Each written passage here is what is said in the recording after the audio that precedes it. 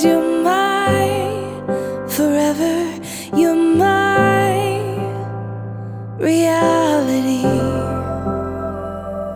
You're my sunshine, you're my best times, you're my anomaly. And I'd choose you in 100 lifetimes. I'd choose you in 100 worlds. I'd find you, and I'd say I do for the rest of my life. With all that I have, I do, and I will when the sky is falling. I promise you I'm all in, no turning back. And every day, every moment, every breath you take.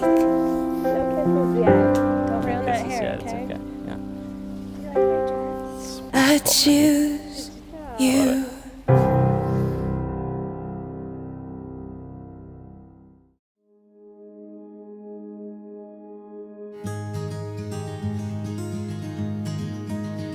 Travis and Cory, through marriage, you make a commitment to embrace one another's dreams and walk together through difficulties and failures and struggles, but have a lot of fun on the way.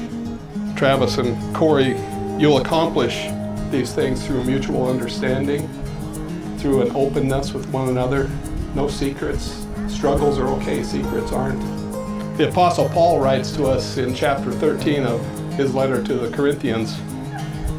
He says, if I could speak in any language in heaven or on earth but didn't love others, I would only be making a meaningless noise like a loud gong or a clanging cymbal. If I had the gift of prophecy and if I knew all the mysteries of the future and knew everything about everything but didn't love others, what good would I be? And if I had the gift of faith so that I could speak to a mountain and make it move, without love, I would be no good to anybody.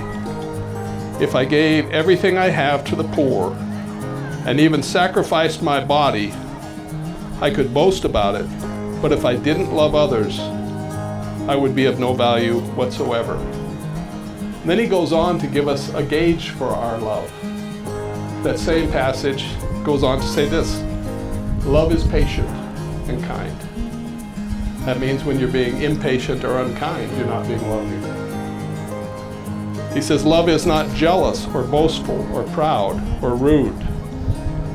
Love does not demand its own way. Okay, now I'm getting in your business a little bit here.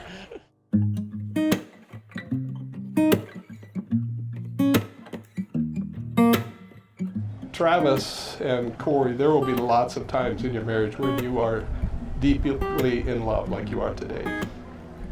But there will also be times when, because of busyness and schedule and conflicts and just things that come up, that you're not going to feel as in love as you do right now. That's when it's really important for you to make the needed adjustments. Your words and your actions will have a tremendous effect on one another. Travis, if Cory isn't more beautiful 10 years from now than she is today, you can blame yourself, because your words and your actions will have a tremendous effect on her. Go ahead and face each other. Travis, will you take Cory as your wife, to love her, to protect her, to care for her, to honor her, forsaking all others for the rest of your lives? Will you accept her as God's gift to you forever? If so, say, I will. I will. Repeat after me. I, Travis, take you, Cory. I, Travis, take you, Cory.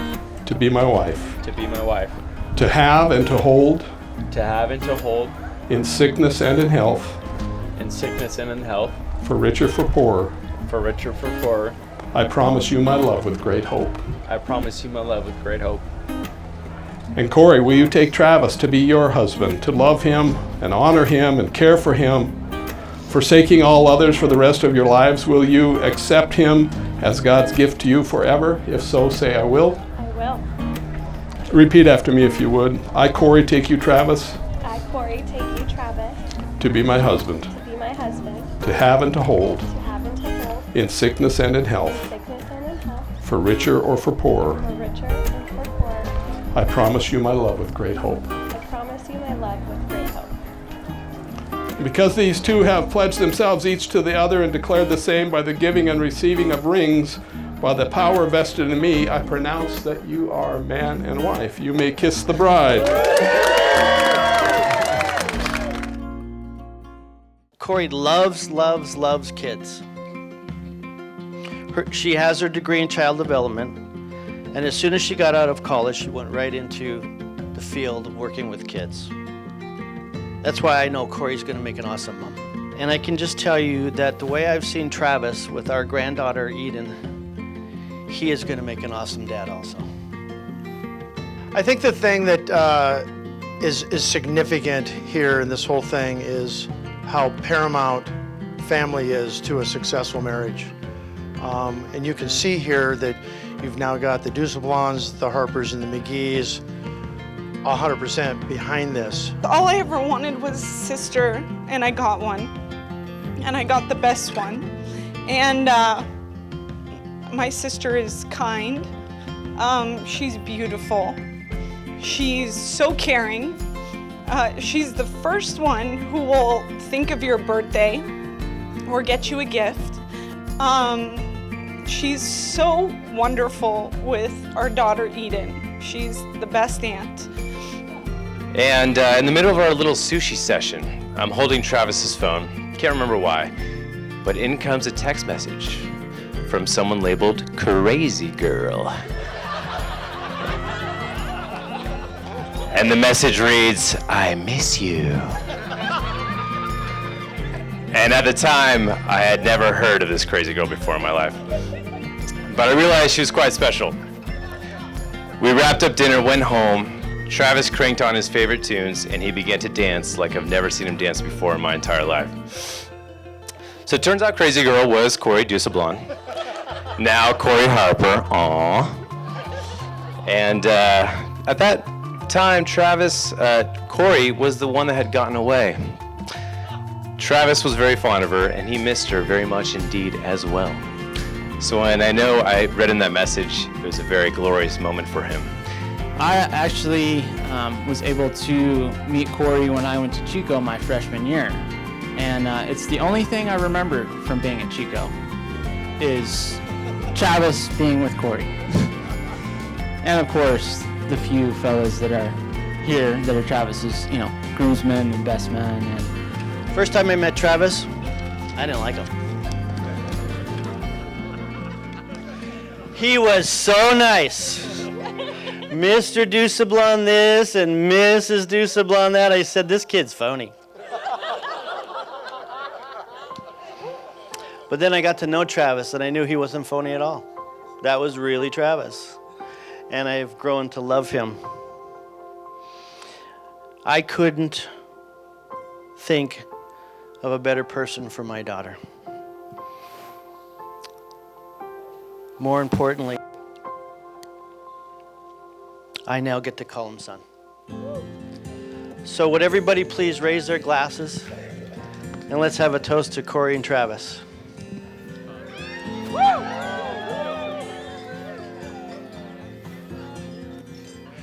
So, I just kind of let this whole secret thing go on, and because I didn't know what was going on, and then Travis finally said, "Hey, listen, I've been seeing Cory again," and I was like, "Really?